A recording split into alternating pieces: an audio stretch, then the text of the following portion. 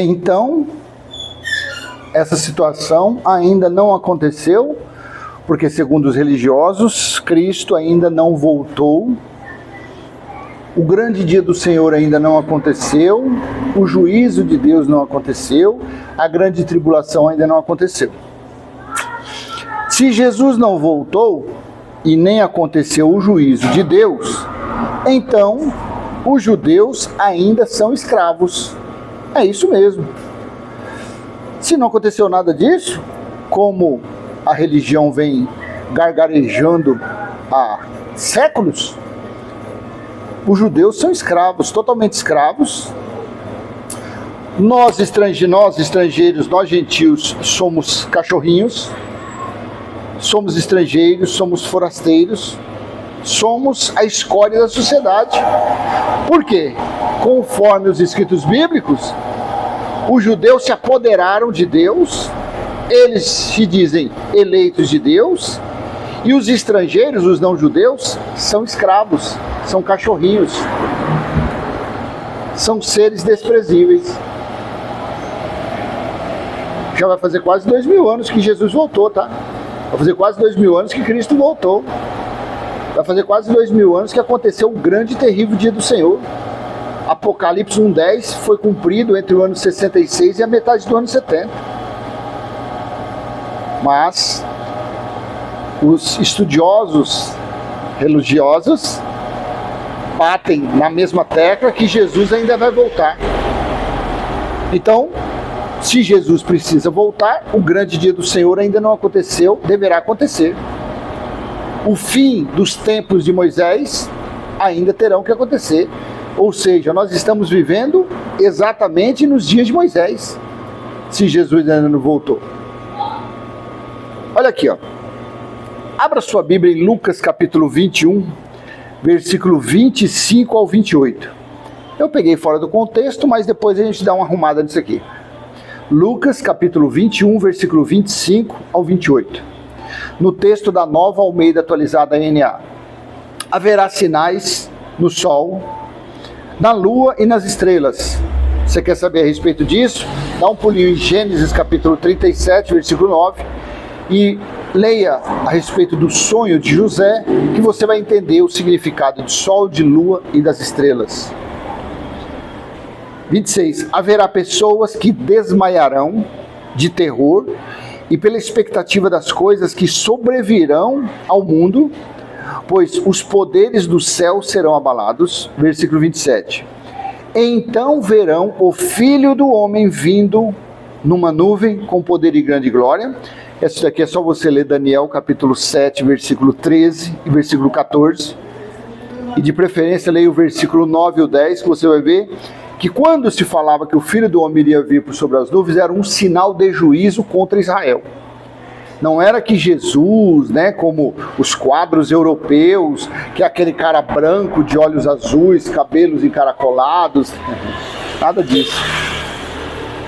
Aqui não estava falando isso, aqui estava falando uma metáfora, uma situação, uma figura que iria vir o juízo contra aquela geração, contra as 12 tribos de Israel. Mateus 19, 27 e 28. Versículo 28, presta atenção agora, Lucas 21, 28. Ora, quando estas coisas começarem a acontecer, levantem-se e fiquem de cabeça erguida, porque a redenção de vocês se aproxima. Para quem? A quem Jesus estava dirigindo essas palavras desde o versículo 3 de Lucas 21, ou é versículo 5? Aos 12 discípulos que estavam no Monte das Oliveiras. Isso está em Mateus 24, do 1 ao 3, está em Marcos 13, está em Lucas 21, do versículo 3, versículo 5 em diante. Então Jesus não estava aqui semana passada falando isso para mim ou para você. Essas palavras não foram ditas no mês passado ou no ano passado, não. Essas coisas foram ditas há quase 2000 anos atrás. 2000 anos atrás, no Monte das Oliveiras. Então eu vou ler o versículo 28 de Lucas 21 de novo. Ora, quando estas coisas começarem a acontecer, levantem-se e fiquem de cabeça erguida, porque a redenção de vocês se aproxima. O que é redenção? Por que Jesus falou que a redenção dos judeus? Porque os discípulos aí representavam os judeus, os israelitas. Qual o significado da palavra redenção? Olha aqui, ó, tá aqui, ó, do lado aqui, ó. Pode ver que tá aqui, ó. Copiei, colei aqui, ó, do Google. Dá uma olhadinha lá. O que é redenção? Ato ou efeito de redimir. 2, segundo entendimento. Ato de resgatar ou de libertar de qualquer forma de escravidão ou opressão, libertação e resgate. Olha que coisa interessante. Então a redenção entende-se que é um ato de resgatar ou de libertar de qualquer forma da escravidão ou opressão, libertação ou resgate. Ô, cara pálida! Jesus estava falando para eles que estava próximo, quando aquelas coisas começassem a acontecer, a salvação deles das leis de Moisés, a libertação deles da escravidão de Moisés, estava para acontecer. Então, se não aconteceram essas coisas ainda, qual o significado disso? Os judeus são escravos, os judeus estão aprisionados, porque Jesus veio trazer a libertação, a salvação para os judeus. Mateus 10, 5 e 6 e Mateus 15, 24. Eu vim somente para as ovelhas perdidas da casa de Israel. Até aqui está ok? Entendeu o significado da palavra rejeição?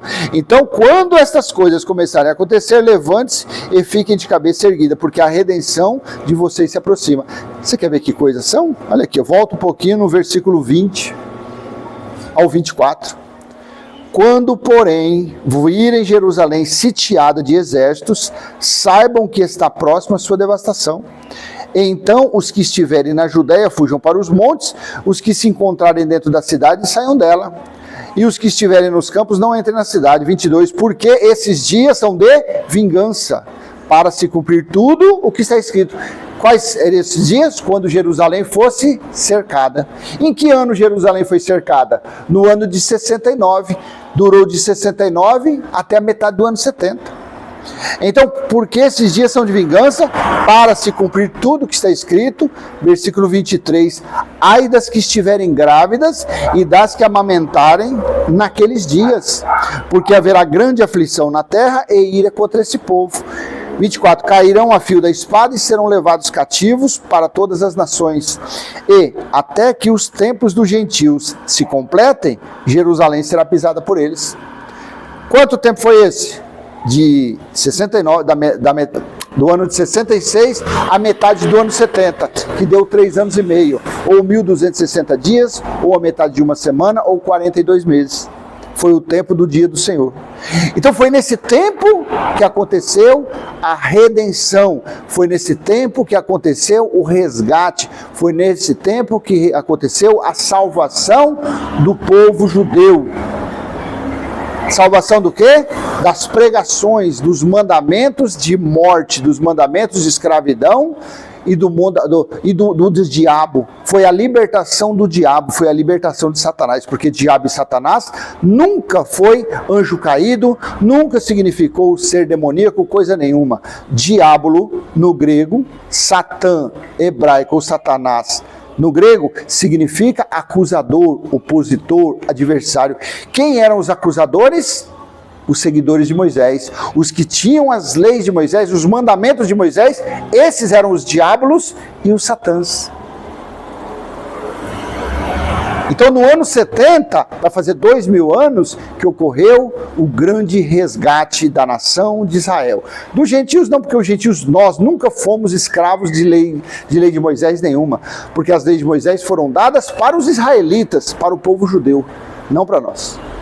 Por isso que você entende, gente, que aquelas leis, são 613 itens que compõem as leis, o legalismo de Moisés, não foi Deus que deu, não foi Cristo que deu. Aquelas leis foram criadas pelos patriarcas, por Moisés, por Arão, por Miriam. No máximo ali, tem 2 leis legítimas de Deus: amar a Deus sobre todas as coisas e amar ao seu próximo como a ti mesmo, e Zé Fini. Ah, mas e os 10 mandamentos? Lá está a guarda de sábado. Jesus guardou o sábado? Não.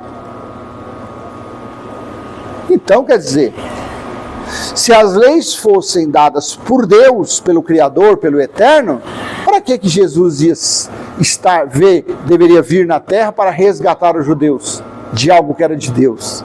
Não é verdade? Então, acorda tu que dormes, acorda você que é um incrédulo, você que é um cabeça de bagre, acorda você que é um religioso, acorda você que está se reunindo como igreja, achando que isso aí vai ser o seu resgate para a vida eterna, achando que isso aí vai ser a sua libertação. Não, você apenas está em outro tipo de sistema religioso.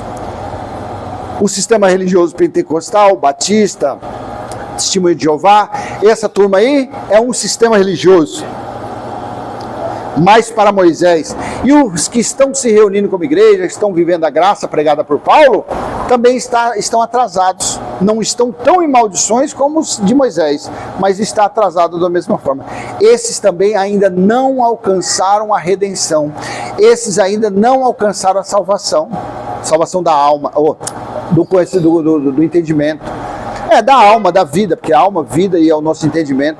Esses também ainda não. Esses estão aprisionados lá no tempo de Paulo, nos tempos de Paulo. Esses estão aprisionados em uma situação que foi necessária nos dias de Paulo para espalhar as boas novas que o reino de Deus estava se aproximando, chamado Evangelho. Então eles estavam. Aí hoje em dia, os que se dizem da graça, saíram da religião e falam, não, agora eu sou livre da religião. Mas eles estão aprisionados nos dias de Paulo, não desfrutando de Apocalipse 11:15, quando a 7ª trombeta foi tocada e o reino de Cristo foi estabelecido. Não desfrutando do verdadeiro tabernáculo de Deus, que é espiritual, está em cada um de nós. Não, eles estão se reunindo em um tabernáculo, em uma garagem, em um salão alugado, achando que eles estão livres. Não, a redenção ainda também não aconteceu para esses. A redenção plena e completa é quando você aceita Apocalipse 21:3, que Deus, o tabernáculo de Cristo, está em cada um de nós, onde o próprio Deus habita, onde o próprio Cristo habita. Quando você chega nesse ponto, então a redenção chegou até você. O resgate, a salvação da mente, do conhecimento, chegou até você. Aí você desfruta do quê? De Apocalipse 14:6, do Evangelho eterno, do reino de Cristo estabelecido eternamente, que nunca mais terá fim, tá bom?